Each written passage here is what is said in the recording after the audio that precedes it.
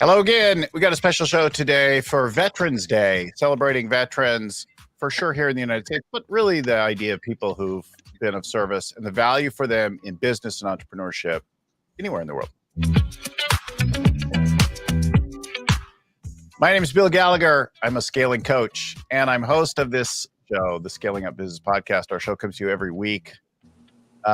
We're just right on the cusp now. We need to figure out next couple shows, 500 episodes now that we've been bringing to you for a few years. And I'm super excited about it. Love all of that we hear from our listeners, viewers every week. So every week, it's something about growing your business, how to get it growing, how to deal with the people, the strategy, the execution, cash, everything that you need to get and fulfill your vision for a better world with your company, with your business, with your product, your service, whatever it is. And we got coaching programs and more to help you out with that at scalingcoach.com. So we've got a program for pretty much every level that you might want to serve. But if you're trying to get your company from 1 million to 20 million and beyond, if you're trying to take your company, if you've got at least 10 people and you're trying to go to 100 or more, like whatever it is, companies over 10 people and over $1 million, we've got coaching programs with touch points every week.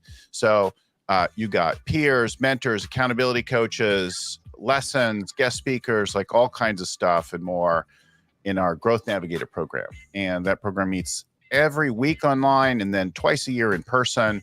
And we take you there. We get your company growing and make the whole process easier, faster, and hopefully more fun along the way.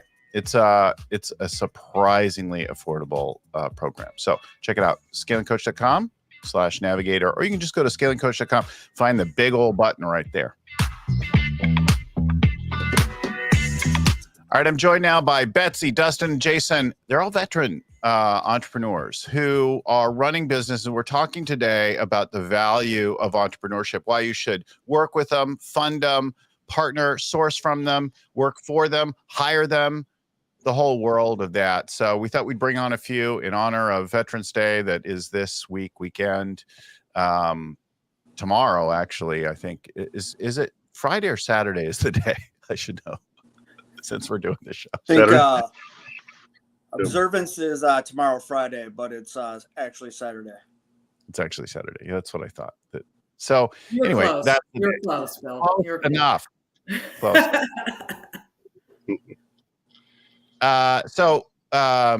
They all have different stories to tell. Myself and my ancestors served in almost every conflict this country since the revolution. And I served in the 80s in the Air Force. So I think it gave me really interesting things. I think it more now than I did at the time. At the time, I didn't respect all of the lessons and things that it gave me in every way. But let's just start in like on my screen. Betsy, tell us about, first tell us the business you're in today, and then talk about your service and like that. Yeah, sure. So I'm the Chief Executive Officer for Dog Training Elite. We're a dog training franchise where we do obedience training through service dog training, specialized training, do a lot of support to veterans. We have about 85 franchisees, and we're continuing to grow. So it's a really, really exciting time. I served in the Air Force, and I worked for an organization called the Office of Special Investigations. So for folks that know what that is, I'm sure you guys from the Air Force are probably rolling your eyes. But for those who don't know what it is, it's the NCIS of the Air Force. You don't want them looking after you. You don't want. You don't want to be on the other end of the OSI. True. Yeah. So it was a lot of fun. After I did my command, I left. Worked for ExxonMobil, the even more evil empire. If people don't, I tend to have my tendency seems to be work for places where people don't like them. So OSI, then ExxonMobil, and I was a senior executive there. And then I dedicated my life to doing dog training just to help to give back. So my husband and I are franchise owners, and I'm the CEO, and we're on the board. So did you always love dogs? How did you pick dog training to go from Exxon exec, Air Force investigation side to dog training? Like, what's the connection there? Well, it's, my friends joke, this is like Betsy 3.0. First of all, they tease me because they're like, why did you leave ExxonMobil? You said you left because you didn't want to be a CEO. And I'm like, well, just not for you guys. But the way that it worked was when I was very, very young, my parents, I was very fortunate to grow up in the equestrian community. We had a lot of dogs. So I was training dogs throughout, since I was about 13 years old.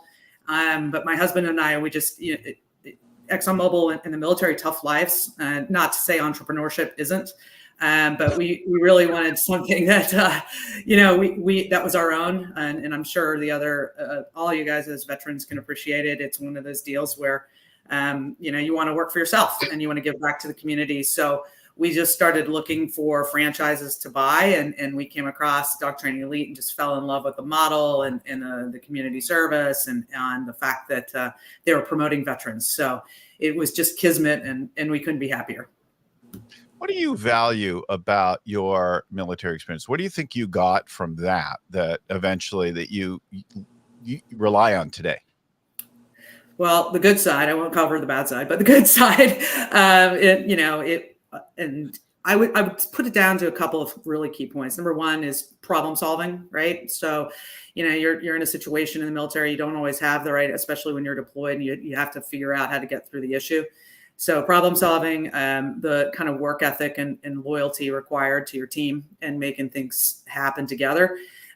Those two really stand out for me. And then just understanding, what's required to get the mission accomplished. So it made me a much different person, and I'm very thankful that I served.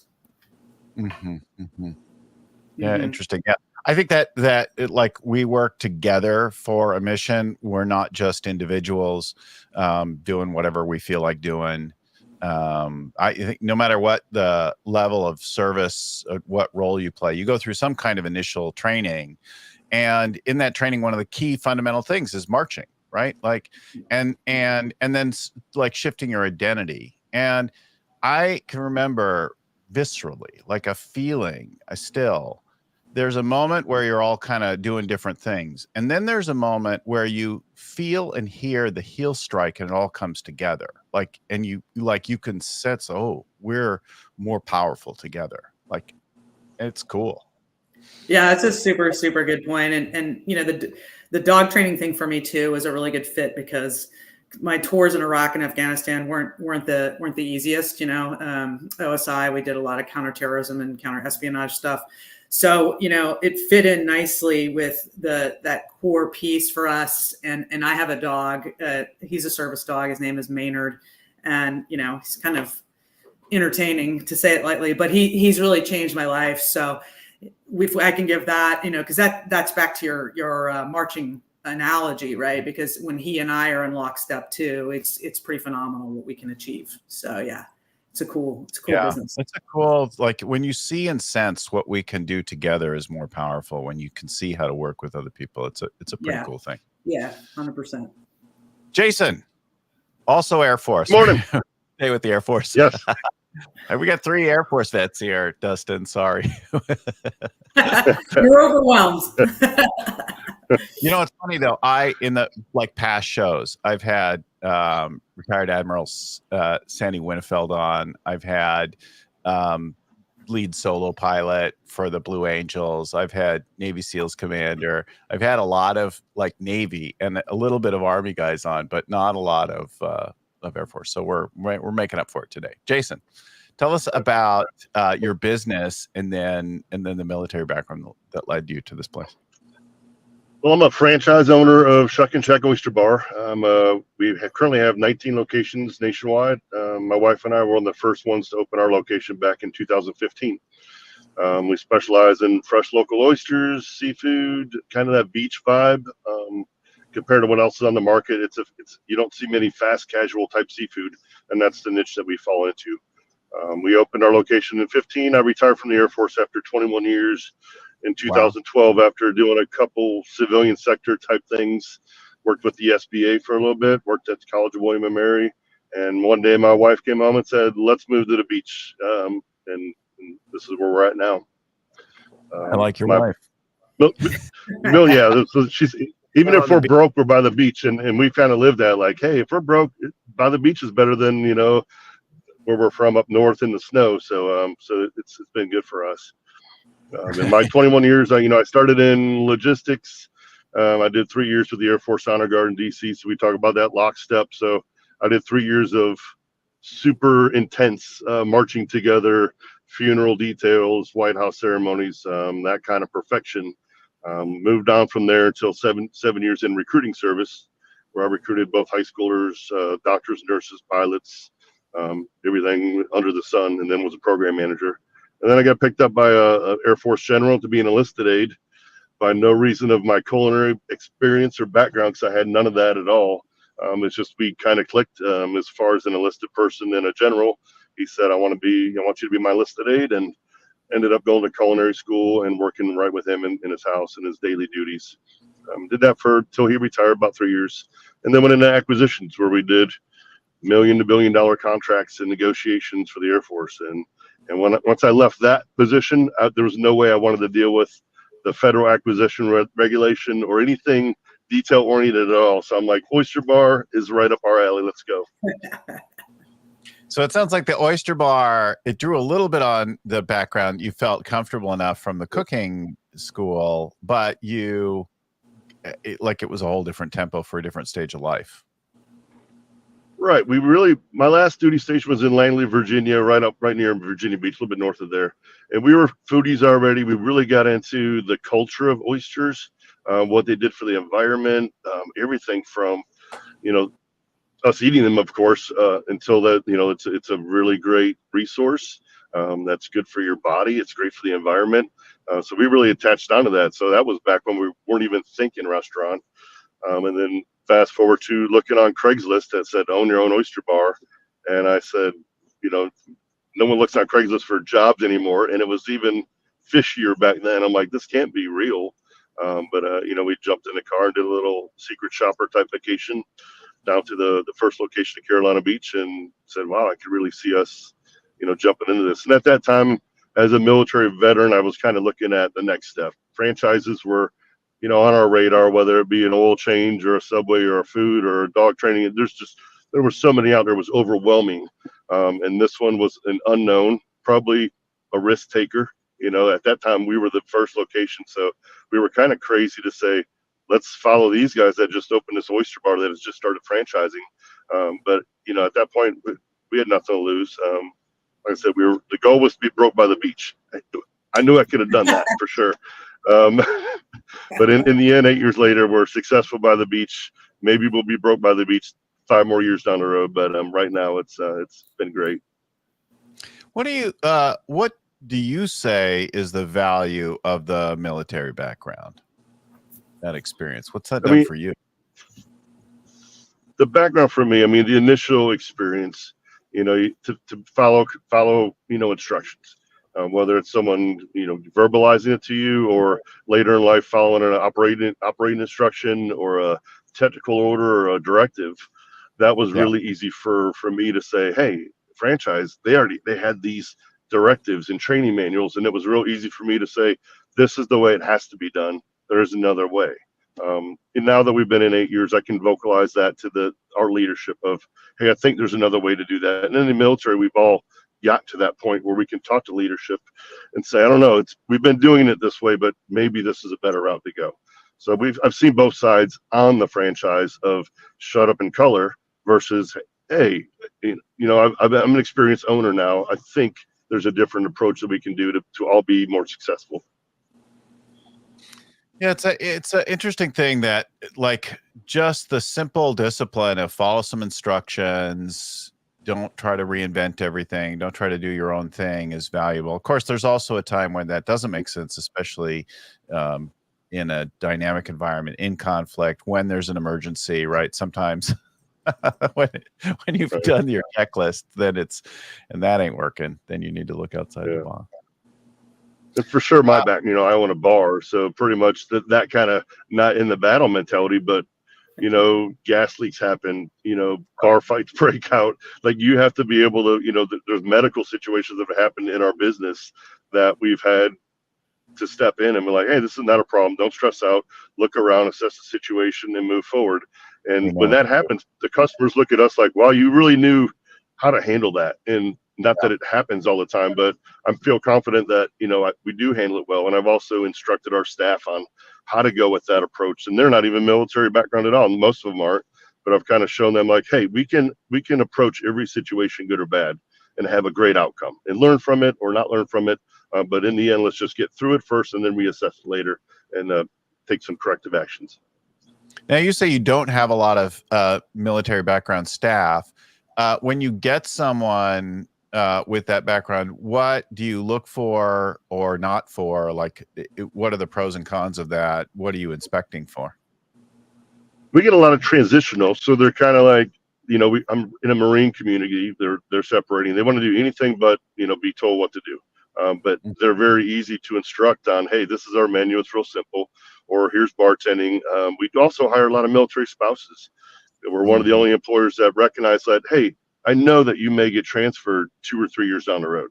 I know your spouse is going to go somewhere else. I know things come up and they happen, but we're willing to give you the shot. Work here, give us the 2 years that you can, and we're okay with that. And then they'll tell their military friends when they leave. Someone is always replacing them. So both military and spouses both have different characters. They're really easy to adapt to a new environment for sure. So if a new customer comes in there right away to say, hey, how are you? I'm Jason. Instead of being intimidated about meeting new people or moving to a new city of surroundings. Yeah, so they blend in, they mix in with other people because they're used to the moving around kind of thing. Yeah, right. Dustin. Hello. Yeah, thanks for having me, Bill. I am owner and CEO of True Blue Home Service Ally. And we are also a franchise. I have 2 locations up here in Minnesota, but there are 80 plus locations around the U.S. and we keep growing. So we are a handyman service that focuses on busy families and seniors who want to age in place, preventative and reparative maintenance. So kind of like the oil change in your car, we'll make sure that the home is maintained for busy families and seniors and fix things when unfortunately they break down. So my little background. My wife really wants to find that service here where we are because I travel so much. She's like, you're not here. I don't know how to fix the faucet. Definitely. Yeah, we're always expanding, and I'll keep an eye out for you to see if we get a location down there for you. San Francisco. Yeah. Definitely. So I'm actually still in the Navy, so Navy Reserves. I've done 4.5 years active Navy. I tried a 2-year stint in the Army National Guard and then came back to the Navy Reserves back in 2015. As a civilian, my business partner and I met at through a fitness chain, Lifetime Fitness, and I was a personal trainer and nutrition coach trying to help people live their best quality of life. I ended up getting deployed for 22 months. July of 2019, I got kind of stuck over in the Persian Gulf due to COVID and all the stuff going on in the world.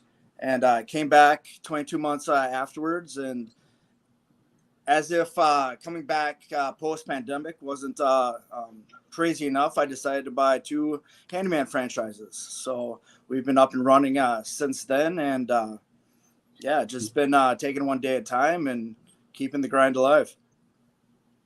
What has been the value of that military background now as you are a franchise operator? What do you use? What do you rely on? What do you value from that experience?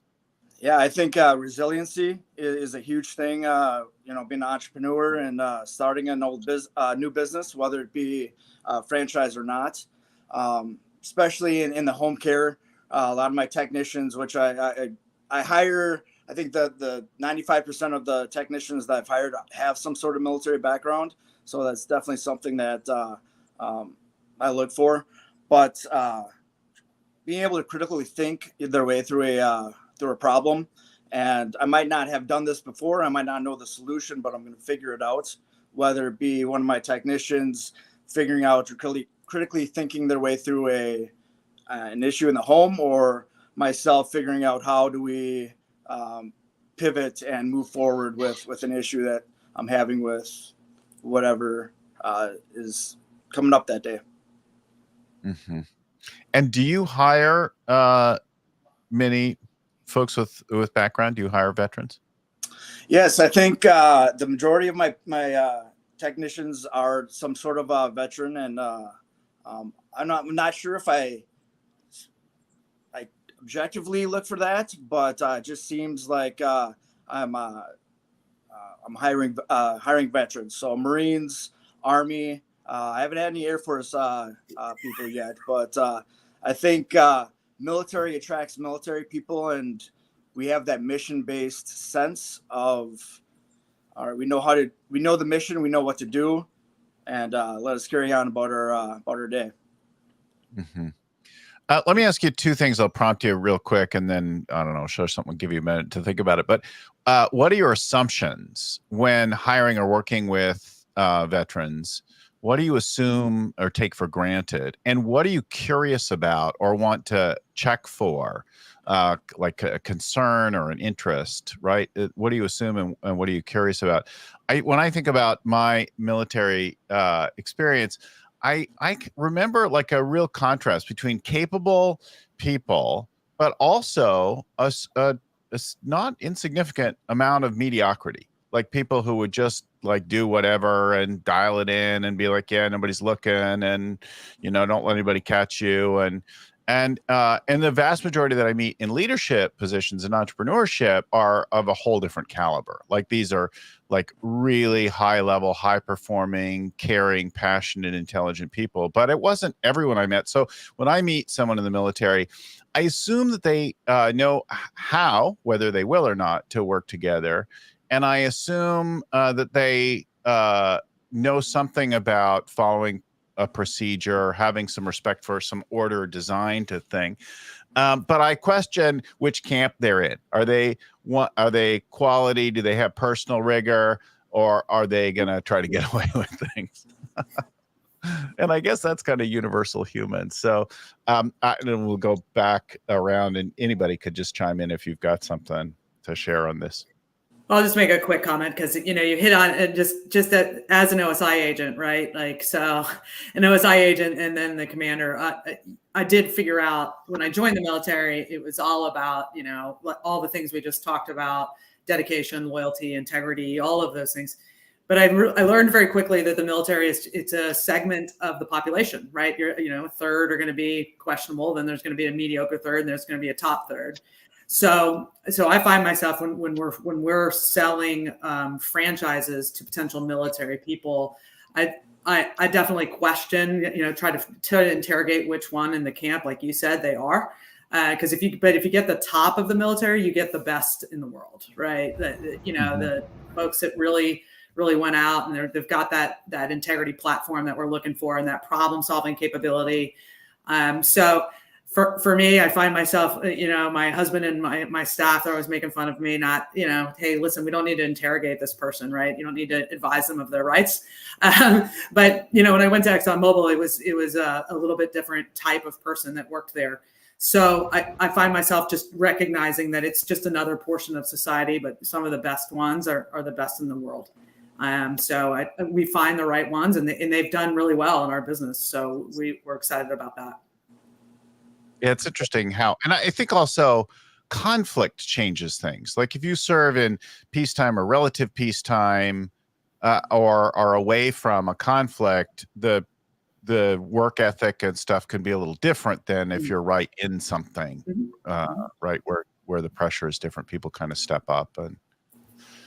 Yeah, good. for sure. Yeah, in my background, so I'm colorblind with no depth perception. So working on planes is what I wanted to do. And I ended up doing everything kind of what we call special duty. But each one of those career fields, whether it was the Air Force Honor Guard, required a very high level of staying out of trouble, following directions. Rolling to recruiting duty for 7 years, you must work on your own. You're independent. You're dealing with the vehicle, that kind of thing, acquisition, dollar values, and then working with a general.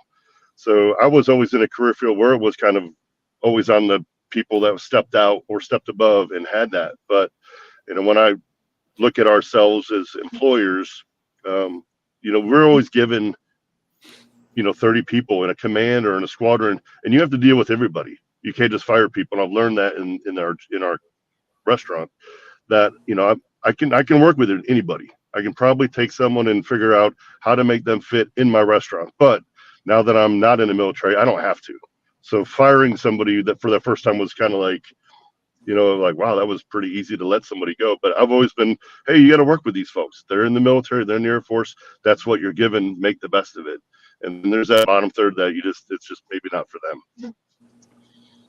What stands out as you share that is I can remember very distinctly, in particular, the leadership that I worked with. There were people who were kind of stuffed shirts and relied entirely on their rank and chain of command and that kind of thing, and that were very uncaring, bossy. And then there were people that regardless of your position, rank, they treated you like a human being, an intelligent, capable person. They didn't talk down to you and act like there was a class difference. And there's a profound difference in those two classes of people, like people who had regard for each other as human beings, especially in the leadership position, not assuming that you're better, smarter.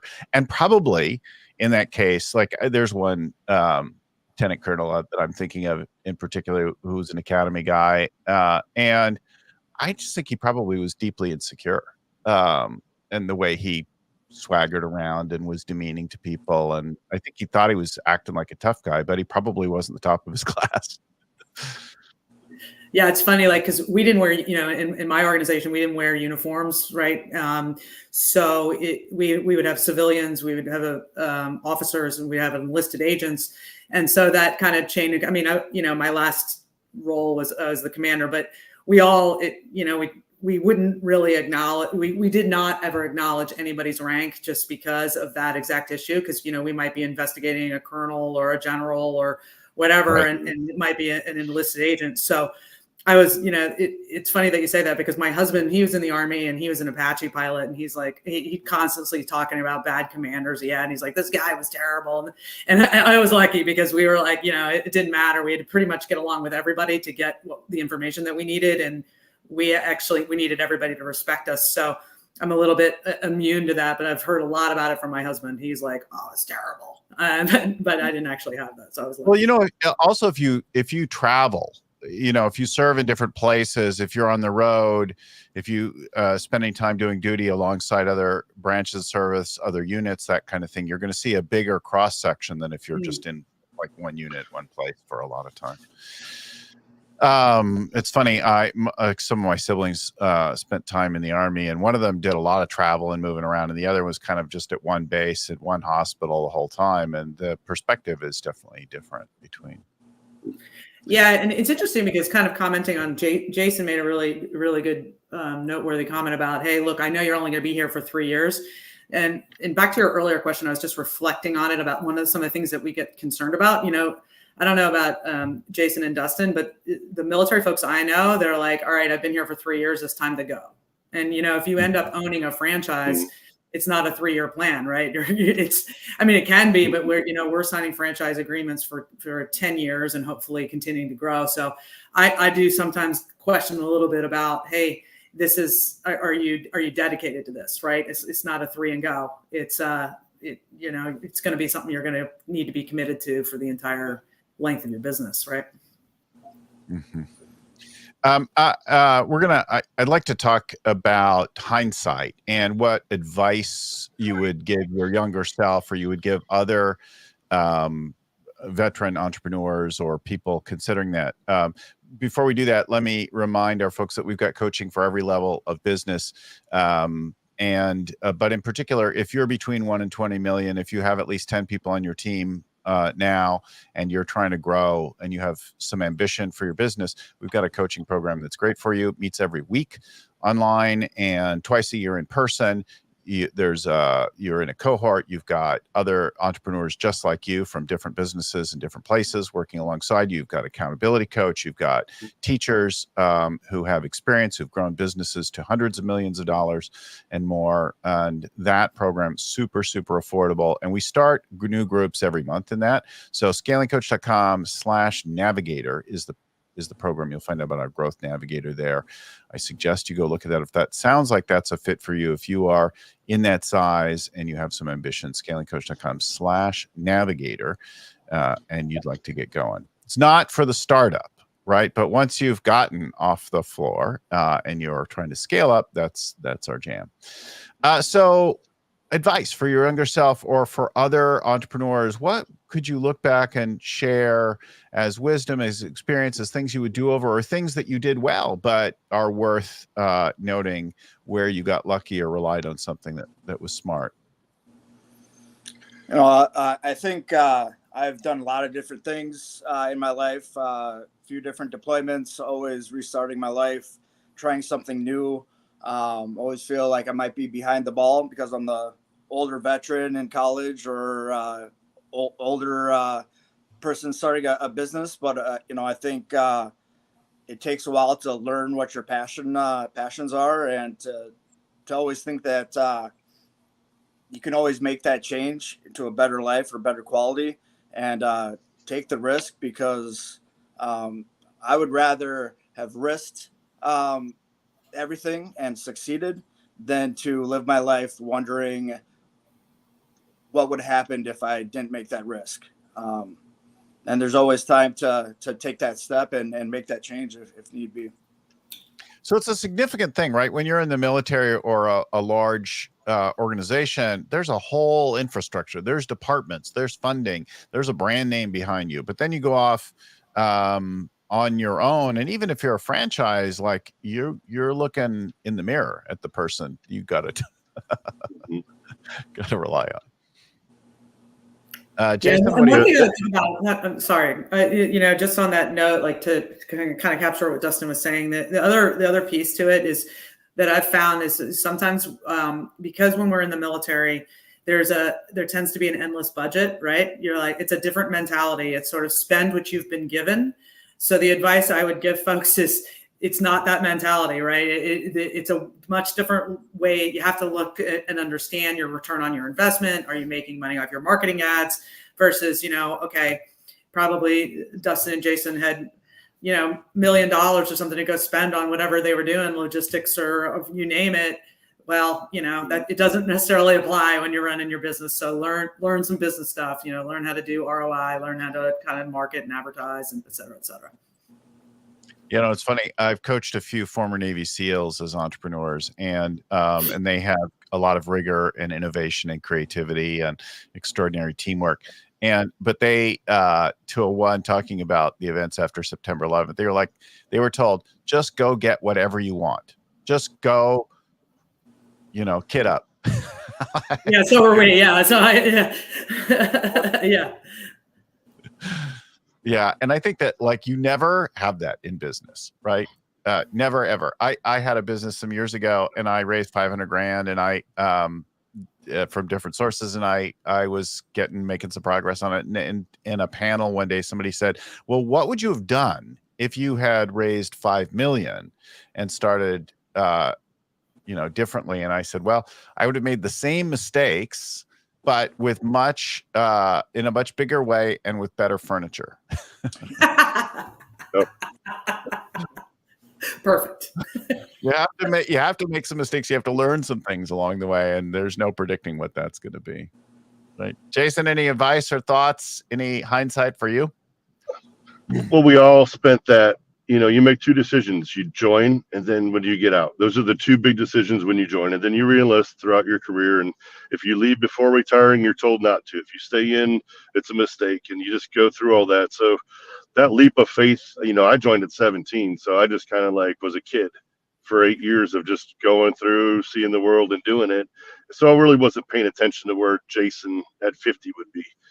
But there was a point after I retired, and my wife and I both had great civil service jobs, and we left, and someone said, 9 out of 10 restaurants fail, right? And I was like, yeah, I don't care, because for all my time in the military, they're like, you can't do that. You're going to fail.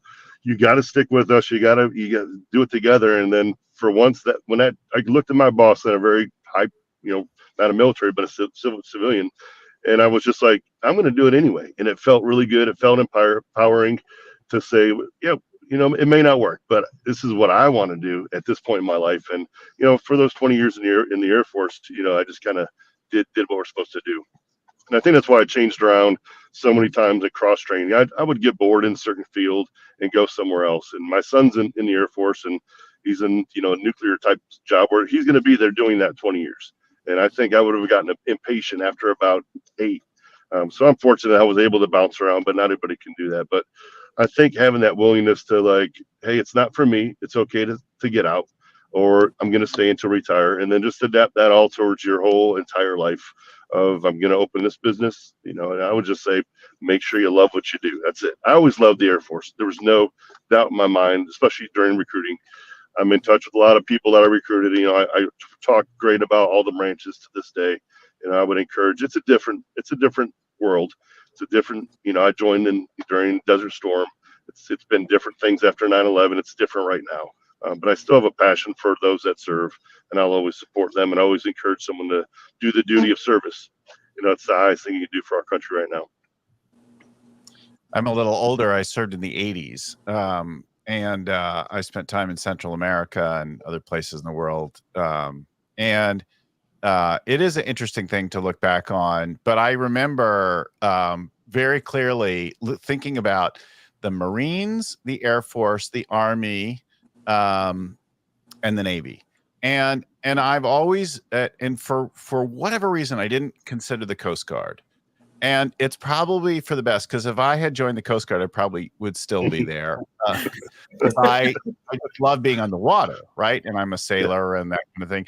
The idea of when I thought about the Navy, I'm like, oh, those are big, ugly boats. Like, I don't want to be on that kind of a boat. Like, I love to go sailing, but that's a very different thing than being on a carrier and sleeping in a bunk. Even, if you got a nicer cabin, it's not a. And then I looked at that way that guys in the Army were, and I'm like, ugh, that's like not great. And I remember visiting some Army bases in my tour in the Air Force. I'm like, oh my God, this is how you live? Yeah. I'm so sorry. I have an apartment with a swimming pool. Yeah. It's funny that you said it, because my husband all the time, he's like, he's making fun of the Air Force. And I'm like, look, it's just because you're jealous, right? And he said, and anyway, he'll admit it. Yeah.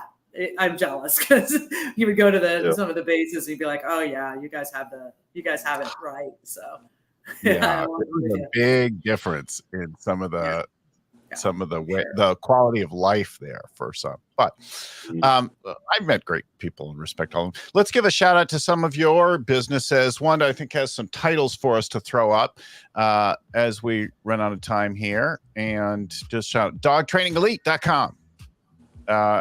Dog training services, dog training like that. Yeah. Yep.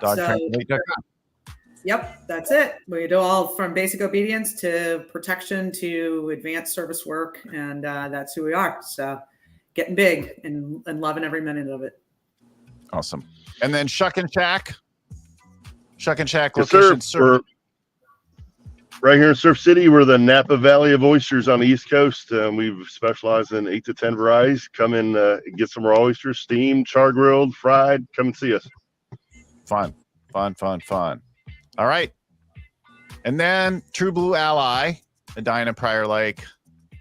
Yeah, we're up in Minnesota, but like I said, our franchise has 80 plus locations all around the U.S. and we're growing. And think of us as our house manager, preventative and reparative maintenance, honey-do lists, and to give you guys time back in your busy schedules and making sure seniors age in place safely and comfortably. Well, thank you all for joining us today and talking about your business. Let me shout out some of the folks who help us on the regular. To my friend and mentor, Vern Harnish, the author and creator of Scaling Up and the Rockefeller Habits that came before it, to Wanda Mitchell, and to Christelle and Seth and the people at Podfly and Story On Productions who help our show get out the door every week. Thanks again to everyone for watching, for listening. We'll talk to you again next time. Keep scaling up.